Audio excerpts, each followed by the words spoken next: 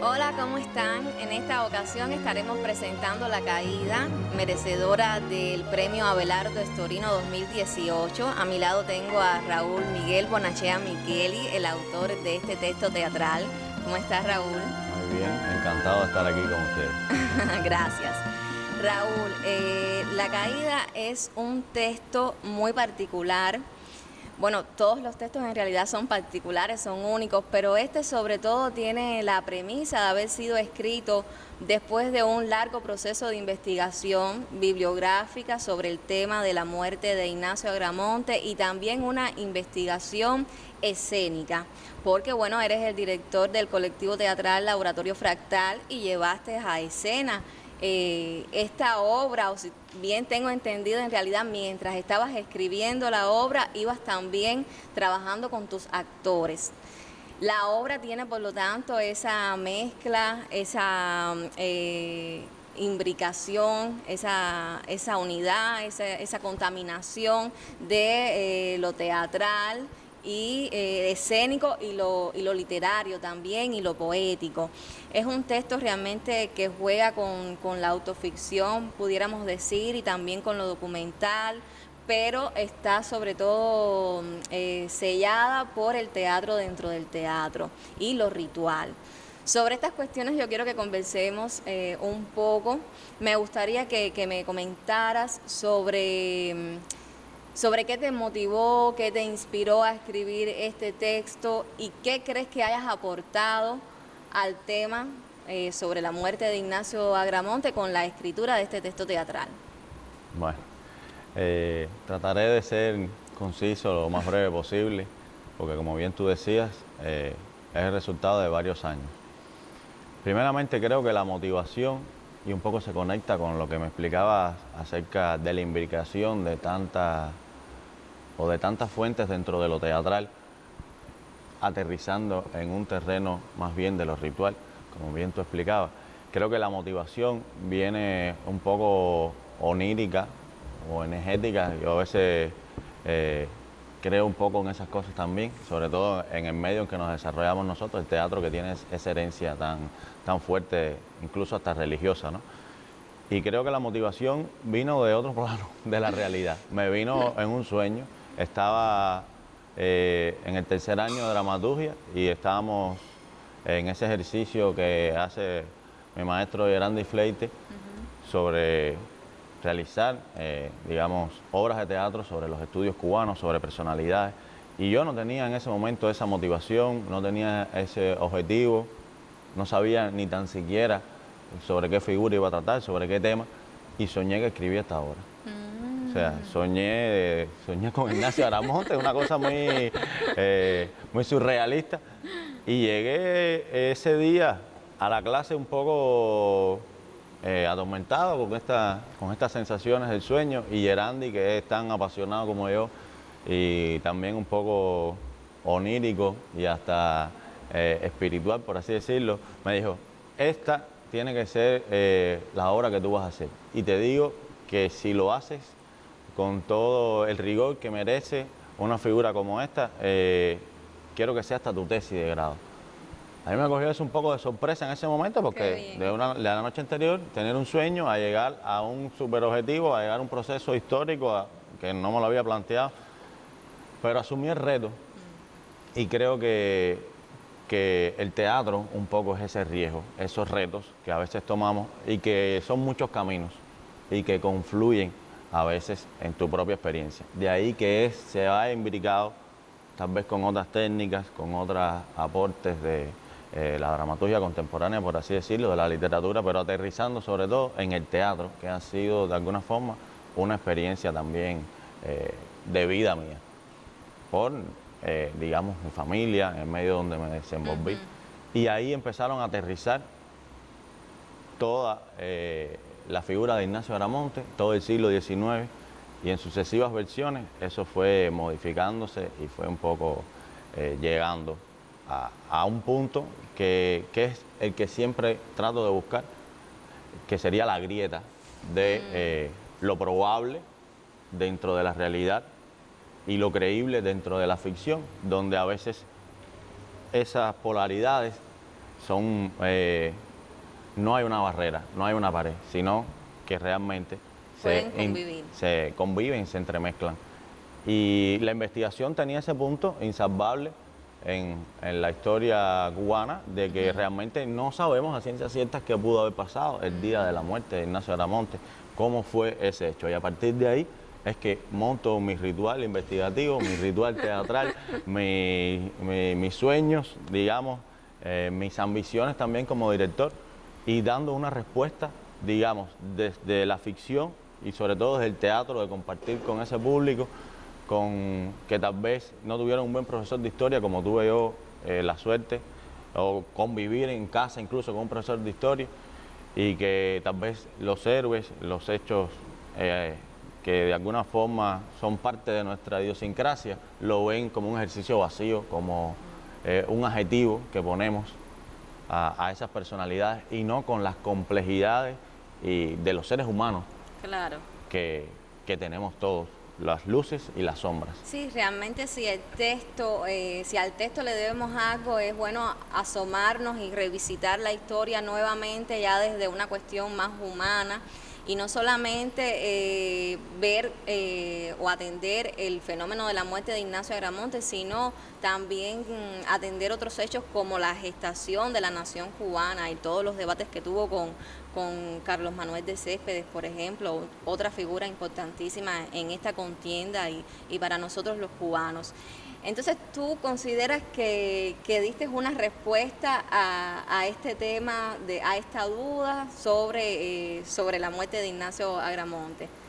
Un poco te explico a ti y tal vez a un público tal vez no tan entendido, tal vez en estos puntillismos históricos, por así decirlo. Y el caso es que, por lo menos a mí en lo particular, recuerdo siempre en las clases de historia, cuando estaba en la primaria, que siempre se decía: Ignacio Agramonte muere en los potreros de Jimaguayú, una bala lo alcanzó. Incluso la canción de Silvio, el mayor, trata también en un verso, o sea, es una bala, pero la bala de alguna forma no se dispara sola, como diría Calle 13, Claro. o sea, ¿de dónde salió la bala? O sea, ¿quién realmente es el rostro de que da muerte a esta personalidad? Y ahí empieza mi duda, y de lo que realmente en la historia conocemos, y que tuve la maravillosa oportunidad de compartir en los festivales de teatro que hubo durante ese tiempo donde yo estaba en la investigación, y con Elda Sendo, que es, digamos, o fue en Cuba una de las personalidades en Camagüey, historiadora, que se dedicó específicamente a tratar la obra de Ignacio Agramonte. Y debatiendo con ella, llegamos a ese punto donde va la obra. Existe la posibilidad de que ocurría normalmente en el ejército mambí, de que muchos jóvenes, digamos, adolescentes, tenemos también una visión idílica de lo que fue ese ejército, y eran niños, 13, 14, 10 años, ya tenían un arma en la mano. Y a veces ellos estaban en el ejército libertador, pero caían en manos de los españoles y pasaban a ser de los rayadillos, como dicen en el Pío Valdés. Y luego, en otro combate, podían volver a sumarse a los cubanos. Y entonces ese tiro de gracia que se le dio, digamos, al mayor, pasando en un fuego cruzado, porque estamos en una guerra, Claro. donde las hierbas de Guinea, que eran los poderes de Maguayú, tapan a un hombre a caballo, o sea, en ese momento no sabemos ni quién está pasando, y de ambos lados se está tirando, las tropas cubanas y las españolas. Entonces, un poco, nunca, ni los protagonistas de ese combate pudieron de alguna forma quitarse el lastre o la cuestión o la interrogante de si el tiro tuvo que ver o si lo alcanzó de los cubanos. Todos los historiadores, de hecho hay un libro el cual consultamos sobre los hechos del combate, que realmente narra más de 100 y tantas versiones posibles de la muerte, o sea, y entre 100 y tantos, o sea, no tenemos la concreta. Y un poco esa era la angustia que yo tenía, y le preguntaba, ¿y es posible que uno de estos muchachos traspasando de un ejército a otro no supiera la posición donde están las tropas cubanas y pasara y disparara a su maestro de alguna manera? Y ese era el punto digamos, de lo sensible, porque también esos protagonistas se sintieron culpables por la muerte, ya sea si el tiro había salido de las tropas cubanas o si no habían sido lo suficientemente capaces de haberlo protegido, de haber evitado esa tragedia que condujo un poco al Sí. descalabro de la guerra. Pues muy interesante todo esto que realmente propones en el texto teatral. Y yo quisiera que conversáramos ahora sobre la cuestión escénica, sobre esta experiencia que tuviste con tus actores para la escritura del texto teatral. ¿En qué sentido, cuánto te aportó a ti trabajar con un grupo de actores jóvenes también y muchos de ellos en formación? Me gustaría que abordaras esto. Eso fue un aporte, digamos que vino sentándose con el proceso, porque realmente creo que lo digo en el libro, al principio en las notas, de que en esa resistencia tal vez, incluso que tenía hasta yo como joven, de tratar temas históricos o temas tan sensibles o donde se ha investigado tanto, que es complicado, un lenguaje que está un poco también alejado de la cotidianidad. O sea, a esos jóvenes les costó trabajo entrar. Y de esa resistencia, ya yo venía con una investigación, Claro. venía con varias versiones del texto, ya venía con la pasión, ya venía con todo esto. Y, Con tu armadura. exacto. Y esa resistencia realmente dio un aporte, porque creo que en parte esa batalla que estaba librando yo por ritualizar todo esto, por responder de alguna manera a estas angustias históricas y personales,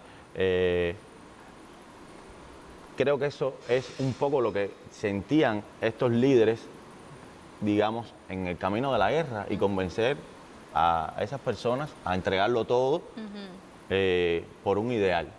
Y un poco en esa resistencia ellos fueron entrando y eso fue pasando al texto.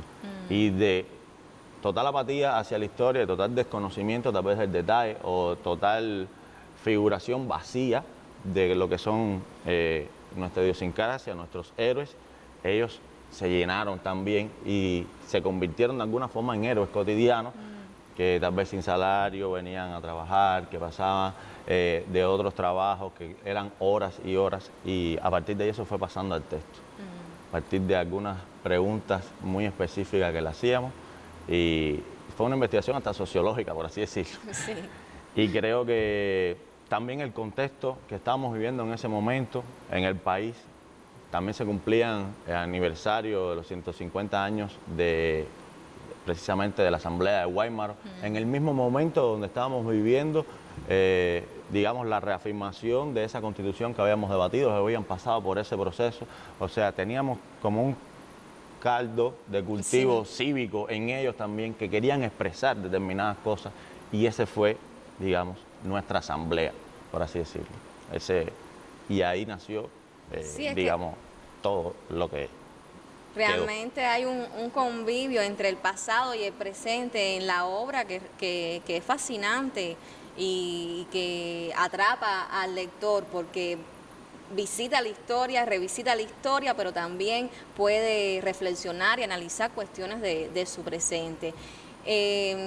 Quisiera hacerte una pregunta, si volvieras a escribir este texto, si volvieras a llevarlo a escena, ¿le quitarías algo o lo mantendrías tal cual?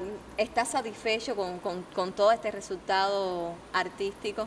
Yo estoy muy satisfecho en el sentido de, digamos, esta versión literaria que tenemos y en parte creo que se debe mucho a tu trabajo también como Gracias. editora del libro, a todo el equipo de Tablas al Arco, porque digamos que esto fue una versión para poder disfrutar desde la lectura también. Porque al ser un proceso en esta vorágine teatral, otras versiones anteriores se fueron ajustando. Y aquí quedó como la esencia de lo que veníamos haciendo, de una apuesta que mutaba también en cada función, porque era una asamblea y a veces las motivaciones cambiaban. Claro. Y creo que si volviera a trabajar sobre el texto, sobre la obra como tal, que para mí es un proceso que va muy unido, habría que volver a hacer nuestra asamblea, habría que reanalizar la historia sigue siendo de alguna manera la misma, pero pueden aparecer nuevas grietas, pero pueden aparecer nuevos vínculos de nuestra realidad con esa fotografía de esa sociedad en ese momento, que ha cambiado mucho. De hecho, en los últimos meses ha cambiado mucho también. Entonces esto es una foto de una Cuba que visita su historia en un momento. Habría que ver en el futuro Sí. cuál es la Cuba en la que estamos.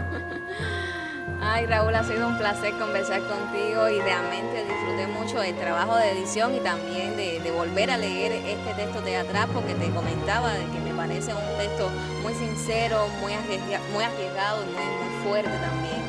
Así que bueno, espero que pueda llegar a otros públicos y que también para otros públicos sea valioso. Gracias. Y yo también.